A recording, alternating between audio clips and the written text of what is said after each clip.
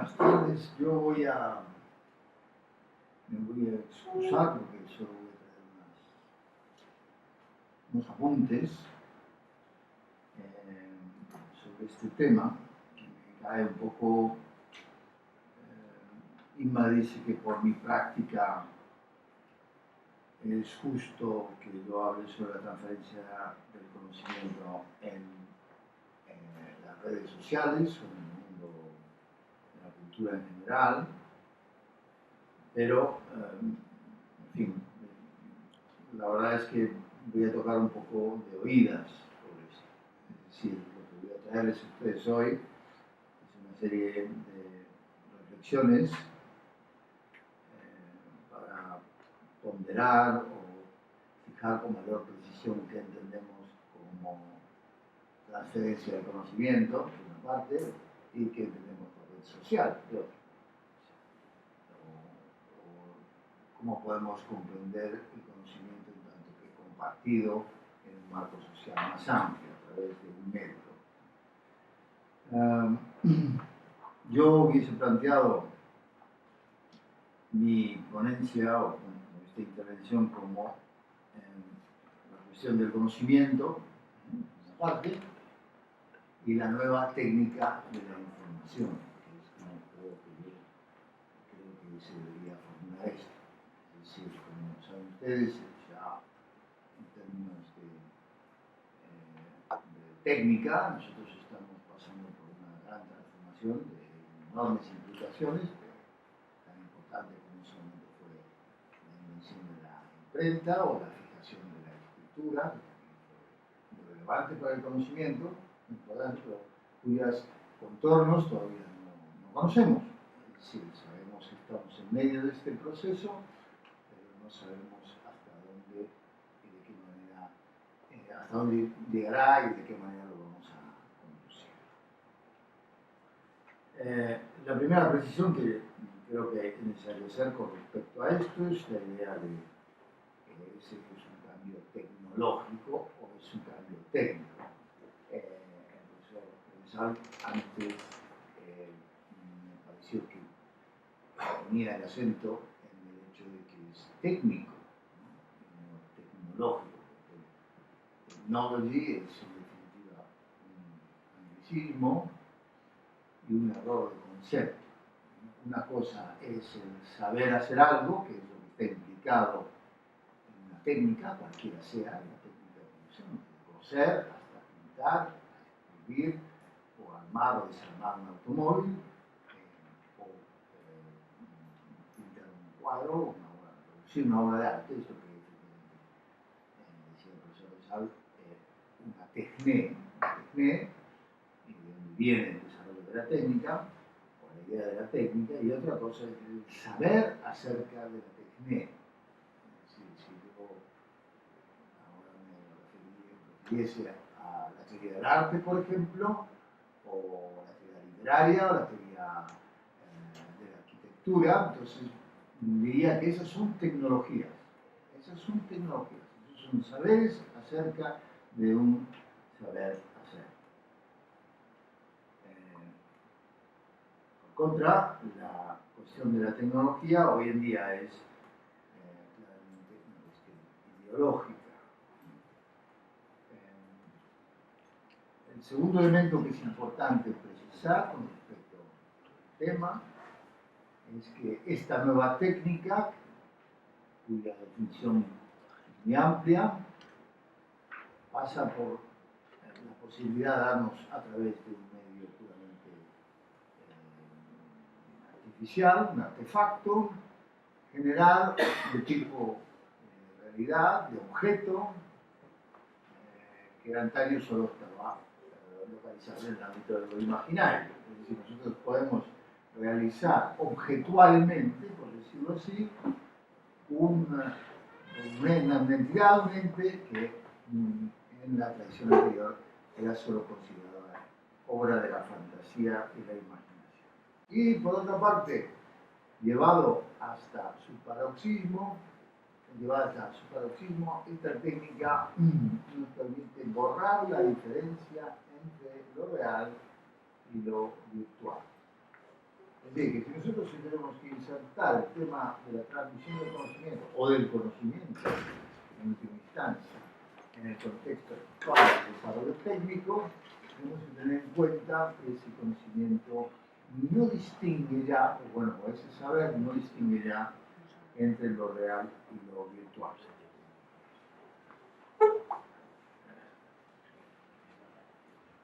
¿Cómo es esto posible? Tenemos hoy en día unas máquinas ya que tienen aproximadamente medio siglo concebidas, que son capaces de transponer al lenguaje de ellas mismas, es decir, al lenguaje que ellas mismas intercambian y generan, la vida cotidiana, la memoria, la experiencia visual, la representación literaria y en general todos los elementos que antaño estaban más o menos distribuidos o afectaban a ámbitos que no estaban abordados por la técnica. Si hoy en día hay un retroceso de las llamadas humanidades y una prevalencia evidente de los saberes técnicos, se debe simplemente a que hoy en día el lenguaje del saber y del conocimiento es fundamentalmente técnico y se basa en principios que son técnicos. Por tanto, sus unidades, lo digo, intervengo de esta manera un poco a posteriori, ¿no?, de la ponencia anterior, de los comentarios que se hicieron antes. Es lógico que hoy en día los criterios sean puramente técnicos o científicos, como se los suele llamar, ¿no?, y no tanto humanísticos. Porque, en fin, en definitiva, el discurso o el ámbito de desarrollo y de exposición, incluso de las humanidades, se vale también de los mismos recursos de la técnica. ¿Cómo se manifiesta esta incorporación de la técnica a nuestra vida cotidiana? Creo que todos nosotros sabemos cómo tiene lugar. Yo voy a traer algunos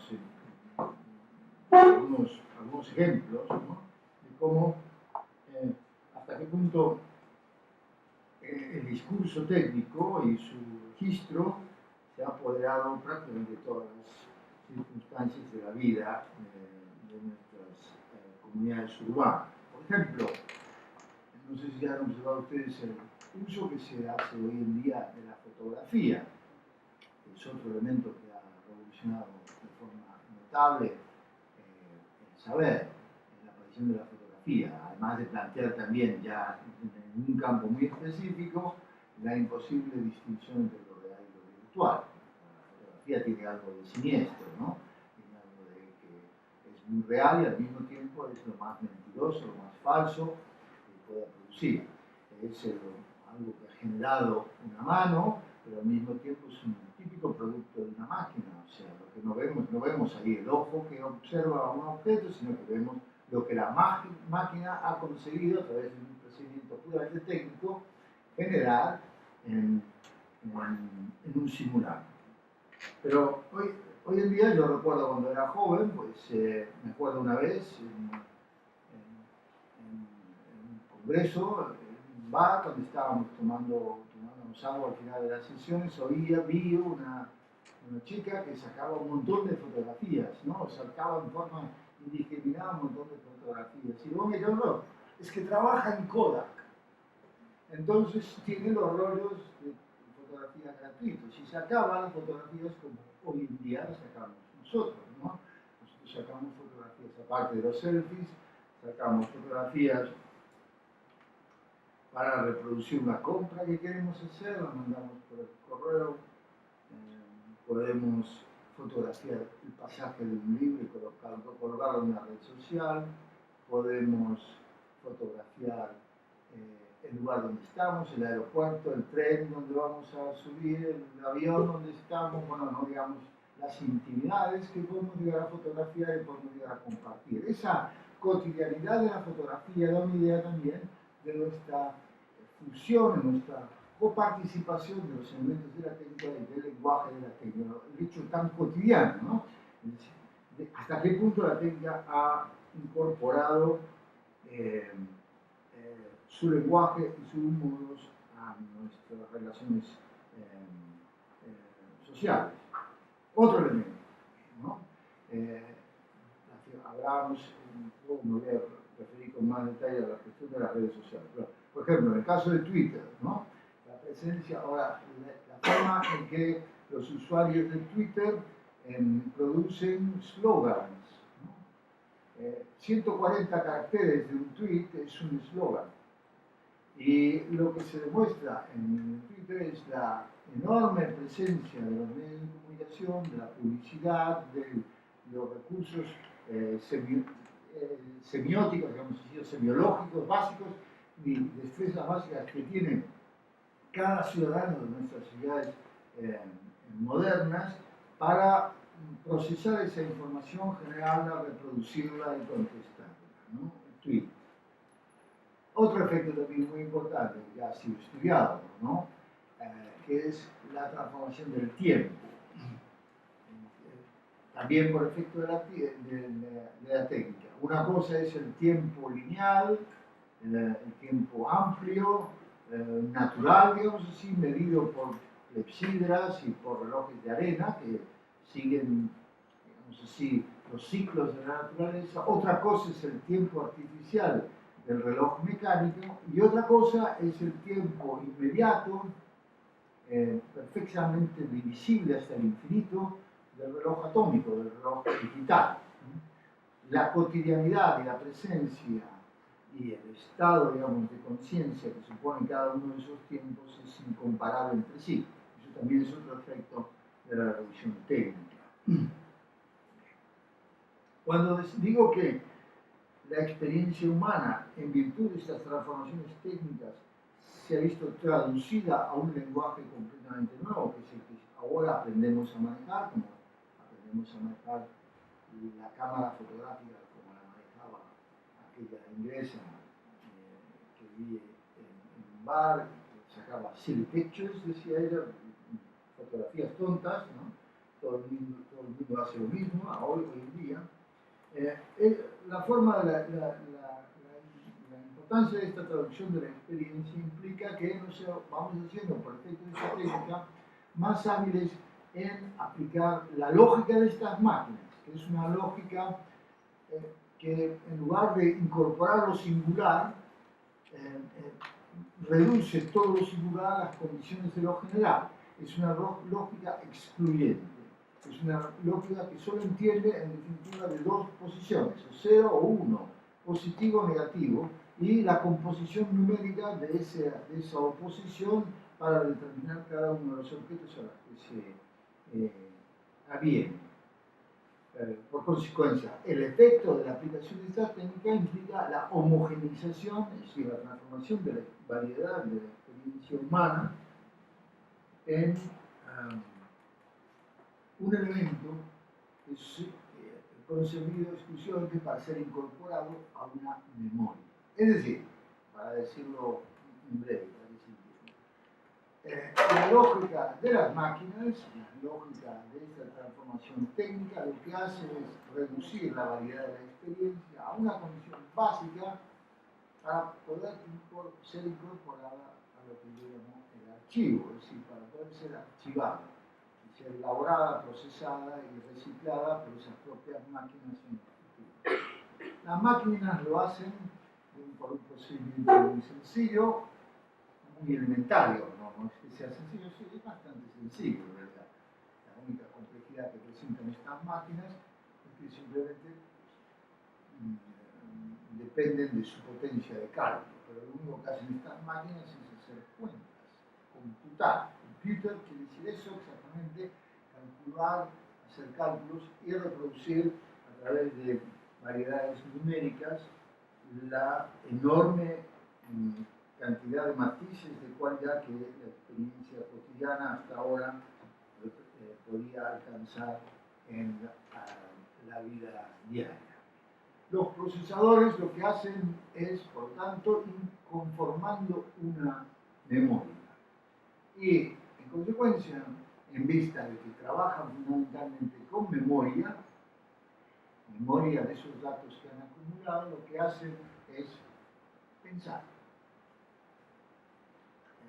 en términos filosóficos, por decirlo así se pensó la razón en el comienzo de la época moderna. El pensamiento es cálculo.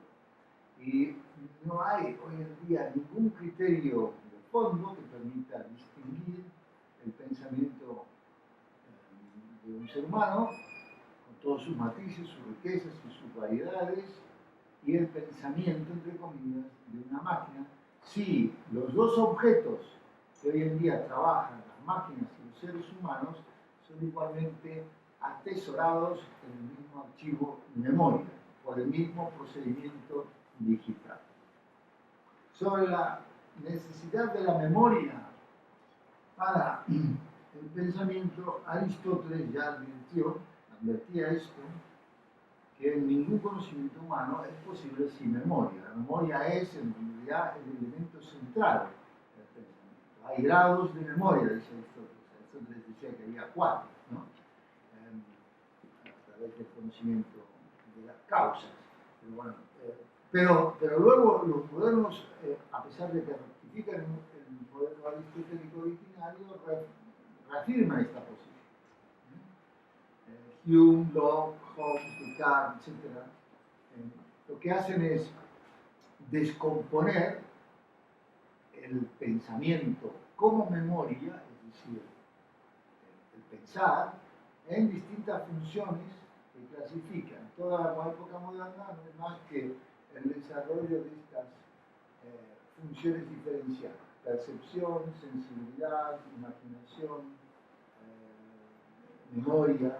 Pero si lo pensamos bien, es una sola cosa. O sea, la diferencia es totalmente retórica, ¿no? Irrelevante. ¿Qué diferencia hay entre que yo recuerde algo o que lo imagine? ¿Qué diferencia de fondo hay entre que yo utilice un concepto para resolver una situación práctica o que recuerde ese mismo concepto para aplicarlo a la situación práctica? Esa es la misma función mental. Y en virtud de esa comunidad íntima que afecta a esas funciones mentales, las máquinas tienen hoy en día, una vez que Turing descubre por un procedimiento un poco elíptico, llega a la famosa máquina esa, el primer computador que en la Segunda Guerra Mundial, que usaban los alemanes para controlar los movimientos de sus ejércitos. Digo, ese primer computador está basado conceptualmente en la idea de que las máquinas y los seres humanos funcionamos en términos de pensamiento de la misma manera. También puedo traer a colación otra similitud. La importancia de la memoria para el conocimiento es obviamente muy relevante. En América del Sur, por ejemplo, se llama a los locos, a los psicóticos, enfermos de la memoria. Y en las sociedades occidentales avanzadas tenemos hoy en día un mal, un flagelo, que es el mal de Alzheimer, que en realidad es una especie de psicosis senil, digamos así, el efecto del deterioro de las funciones mentales, que ataca justamente la función mnémica, la función de la memoria. O sea, que cuando hablamos de conocimiento, hablamos necesariamente de memoria. Y cuando hablamos de memoria, tenemos que tener siempre en cuenta la presencia o la importancia de un archivo. De manera que un saber acerca del conocimiento es fundamentalmente hoy en día un saber de archivo. Esta es la primera cosa que quería puntualizar. La segunda tiene que ver con el concepto de red social, que también se usa de una manera muy alegre, muy confusa, y que creo necesario precisar. En primer lugar, ¿qué quiere decir una red social? Pero la mejor forma de entender lo que es una red social es separar los significantes. De una parte es lo que es una red, y de otra parte lo que hace esa red, la sociabilidad de esa red. ¿En qué consiste la sociabilidad? Porque hay muchos tipos de redes sociales, ¿no? tan, en fin, puede ser que yo diga alguna trivialidad que todo el mundo sabe, pero hay algún matiz que quiero añadir. Todo el mundo conoce Facebook, conocen los grupos de WhatsApp, los grupos de Twitter, 20, en fin, todas esas cosas muy triviales y muy populares. Pero las redes sociales no son solamente eso. Las redes sociales son los foros de discusión científica, los foros de pedófilos. Los foros de pedófilos organizados a través de la Internet son una red social.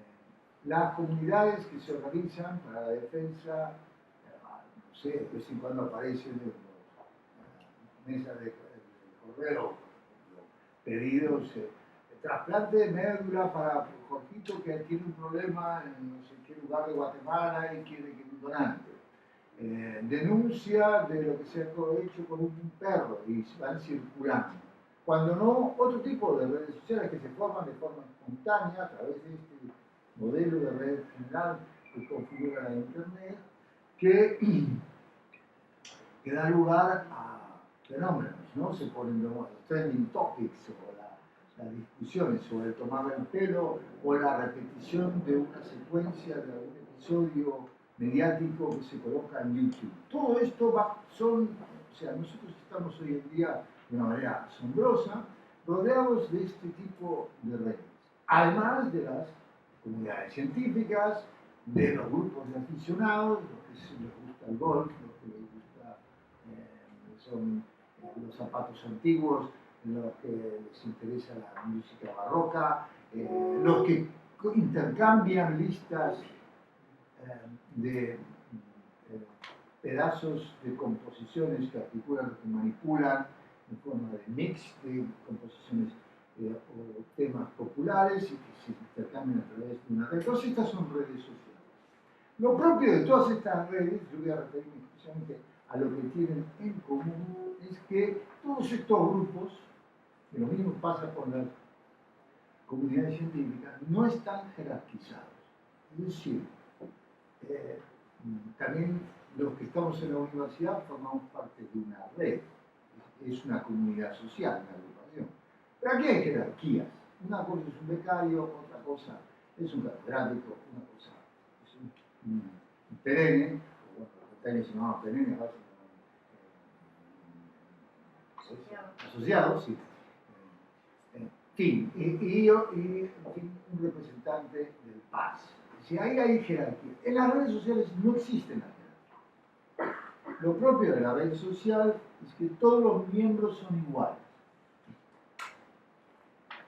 Todos ellos funcionan de la misma manera. A veces podemos encontrar en algún foro diferentes. Hay un senior, un junior, un moderator, un administrador, un premium. Yo he visto también un premium, nunca he entendido muy bien qué significa. No sé si es uno que paga, mantiene la red social o lo que sea.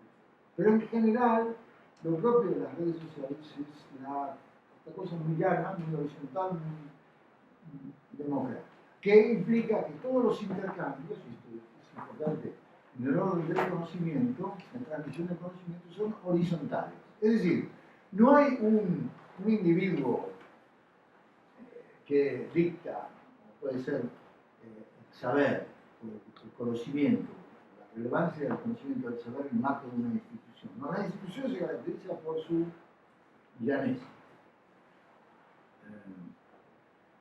Y la sociabilidad dentro de esa red no tiene por objeto establecer ninguna diferencia, sino más bien hacer sobresaltar la identidad de los miembros de la comunidad.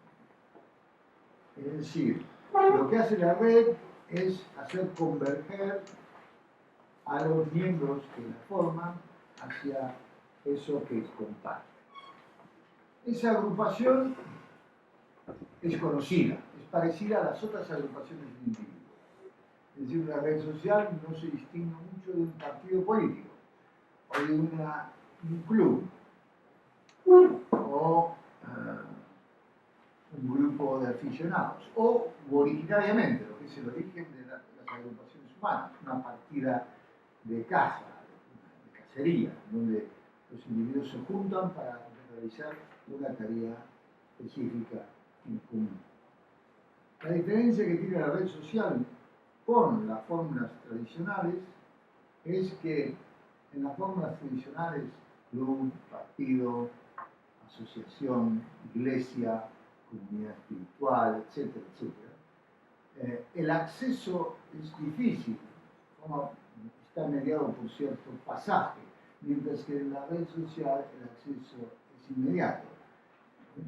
Me apunto y así como me apunto, me puedo salir, puedo bloquear a los otros miembros, puedo filtrarlos, puedo adherir a sus posiciones o dejar de adherirlos, o en última instancia puedo,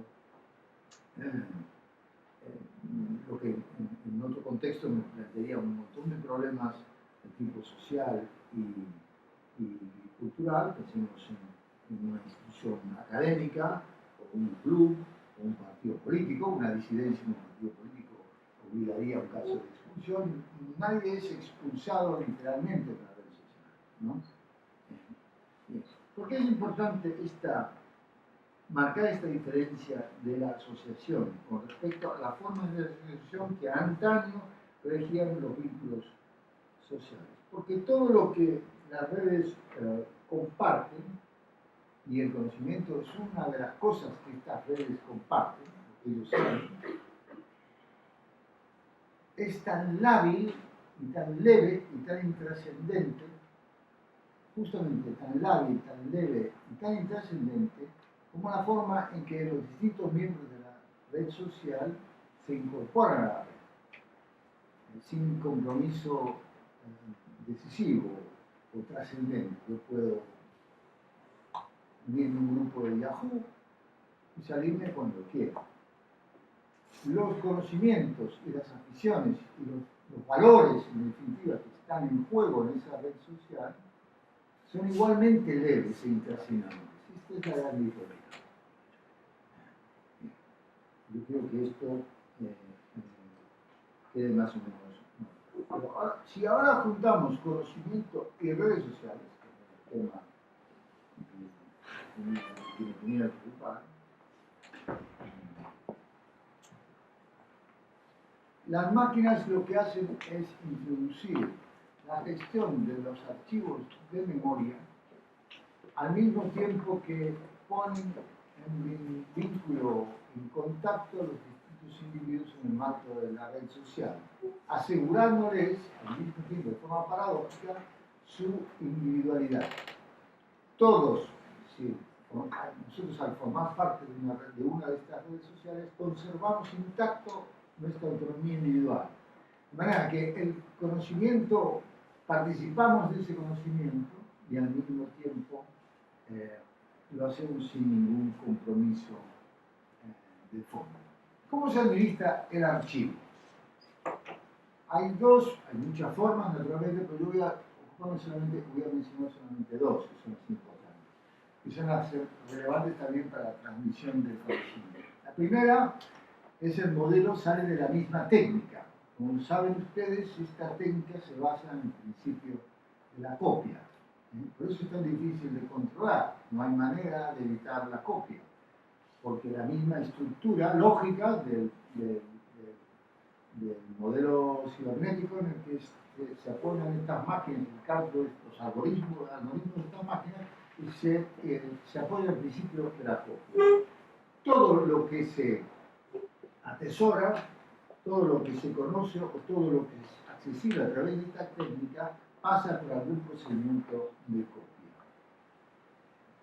De tal manera que la técnica, de manera paradójica, ha hecho como si, ha tenido un efecto paradójico, ha hecho retroceder la cultura a los tiempos de la copística medieval, a lo que hacían los grandes copistas árabes que conservaron el pasado antiguo. Es decir, ha vuelto a las condiciones del saber de antes de la época de la originalidad del autor y de la autenticidad.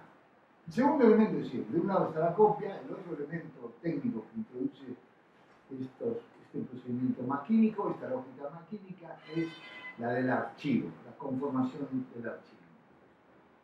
las máquinas no hacen, no es como se suele decir por ahí, no controlan los flujos de información. En realidad las máquinas no controlan nada, ¿eh? No manejan nada, simplemente lo que hacen es asegurar que habrá copia de todo lo que sucede y segundo, que todas esas copias van a ser archivadas y por tanto atesoradas y accesibles en todo momento por cualquiera de los usuarios. Tanto si es una música, una fotografía, un documento, una referencia, una película, un tipo de matiz que se emplea, una textura, en fin, todo es pasible hoy de pasar por un procedimiento de simulación y a través de ese procedimiento de simulación a la incorporación dentro de un archivo. Y todo lo que hacen las máquinas es gestionar esos simulacros, esas simulaciones, y distribuirlas y compartirlas. El nivel de eficacia que tiene una máquina y el nivel de eficacia que puede alcanzar, la utilidad que puede dar pertenecer o no a una red social, se mide por la capacidad que tenga de ese intercambio de copias y la capacidad que muestre de archivarlas. La copia, por otro lado, con estas máquinas es perfecta. Es decir, no hay ninguna diferencia, no puede establecerse ni técnica, ni teóricamente, ni práctica, ni teóricamente, ni siquiera desde el punto de vista técnico, un criterio que permita distinguir entre el original y la copia. No hay original, lo cual pone en cuestionamiento, por ejemplo, cosas tan obvias como el derecho al autor, la originalidad. Renueva un tipo de transmisión del saber que ya conocíamos de otras épocas, como por ejemplo el plagio, ¿no? Una de las cosas más asombrosas que a mí me ha sucedido como profesor no ha sido, ¿cierto?, tener que realizar exámenes de trabajo que se había plagiado, se había hecho, es una cosa que existe siempre, ¿no? Sino que ahora el nivel de sofisticación del plagio es enorme, porque todo consiste en meterse en la red, colgarse de alguna universidad muy lejana, probablemente en alguna lengua extranjera, traducirlo y copiar y pegar. Se monta cualquier cosa en 10 minutos. Quien que tenga un poco de habilidad puede hacer un trabajo sobre lo que sea, con solo que se mueva en Internet. Pero lo que me resultó más asombroso cuando descubrí que hasta qué punto estaba difundido la política de la pauta esta del plagio, que por supuesto no solo afecta a los estudiantes, también a los escritores, los profesores, los científicos, todo el mundo copia, ¿verdad? O parafrasea, o varía, ¿no? Sino que cuando me metí en internet, porque me dijeron, mira, hay un programa que te permite detectar los plagios en los exámenes. Me di cuenta de que el fabricante del software no vendía el programa para los profesores, sino para los propios alumnos, para los estudiantes. Es decir, lo que el software servía para que el plagiador, el plagiario, pudiese detectar qué parte de su texto era posible de ser descubierto. Es decir, era al revés, estaba todo perverso, ¿no? Entonces, segundo elemento importante que se introduce con este modelo de intercambio del conocimiento. Hemos dicho, pérdida de la originalidad, principio de la copia y por lo tanto otra manera de tomar las ideas, de tener las ideas, de coger las ideas.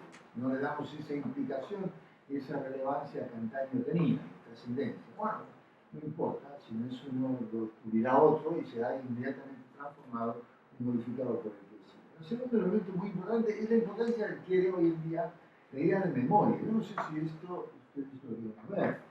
Hoy en día la memoria, aparte de ser una especie de causa mediático, ya el solo hecho de que algo se recuerde, que algo se convierta en efemérides, o que algo se documente, que hay un monumento asociado a esa memoria, es una cosa de un enorme valor en la sociedad contemporánea. Pero hoy en día todos los saberes en el campo de las humanidades están acompañados con su correspondiente historia, y la historia está asociada a la actividad de la memoria. La historia del arte, la historia de la filosofía, la historia de la arquitectura, la historia de la literatura son infinitamente más importantes y más relevantes que la teoría literaria, la filosofía o la arquitectura, o el arte mismo. Es decir, el papel de la historiografía acompaña, digamos así, la relevancia social y académica de la historiografía, acompaña, de hecho, esta prevalencia de la memoria. Y no es que estemos hoy en día más memoriosos, no, este es un efecto secundario de este mismo desarrollo técnico, ¿no? Por ejemplo, cuando yo estuve un año de becario miserable en París, en los años 80, y tenía un amigo que también era becario, un libanés, cuyo tema de investigación era, estudiaba él, todas las veces en que aparecía la palabra mitos en la obra de Platón. Es decir, el hombre se pasó un año de su beca recorriendo todos los textos platónicos para extraer el lugar, el contexto, luego venía la paja académica, estudiar el contexto, el significado que tenía esa palabra tan importante, mitos, relato, en la obra platónica. Hoy en día yo aprieto un botón sobre un DVD que tiene digitalizado en griego en varias versiones toda la obra platónica y tengo todos esos pasajes, más todos los comentarios acumulados. Es decir, ni la beca, ni el proyecto de investigación, ni el saber acumulado a través del saber que dice el proyecto de investigación tendría más valor que el otro. Bien, ahí voy, rápido.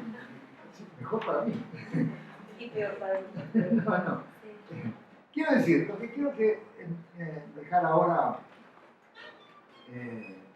señalado es que el conocimiento está hoy en día por detrás, la transmisión del conocimiento está por detrás de ese contexto espiritual que abre la sociedad maquínica en la que nosotros nos movemos, cuyo lenguaje es el que reduce toda la variedad de lo que antaño eran las humanidades, incluso de las ciencias puras, porque la jeremiada de que nosotros estamos siendo maltratados por los científicos y que los humanos... No, los científicos también son maltratados, también se someten ellos mismos a los mismos patrones estos tan terribles de juicio y estas pautas tan técnicas y tan draconianas, digamos así, de valoración. Por lo tanto, todo saber hoy en día tiene que pasar necesariamente por la administración de esa forma de archivo. Tiene que incorporarse y traducirse en el lenguaje de la máquina y reconocerse dentro de ese lenguaje, dentro de su ámbito propio. Yo creo que este es el horizonte cotidiano, auténtico, contemporáneo, y sobre el que había que reflexionar. Habría que reflexionar. Porque este desarrollo es prácticamente imparable. Y se mueve con una lógica que es autónoma, con unas necesidades y que comunica estrictamente o estrechamente con nuestros modos de vida. Es decir, no podemos ir en contra, no es que estamos en contra de las máquinas, no, es que las máquinas hoy en día, tal como las hemos diseñado, son las que diseñan nuestra vida cotidiana. Por lo tanto, ponernos en contra de ese lenguaje sería algo mínimo como desgajarnos, descomponernos respecto de la realidad social que nos circunda. Bueno, yo tengo más cosas, pero no hay más. Me quedo aquí. Has dado un montón de ideas,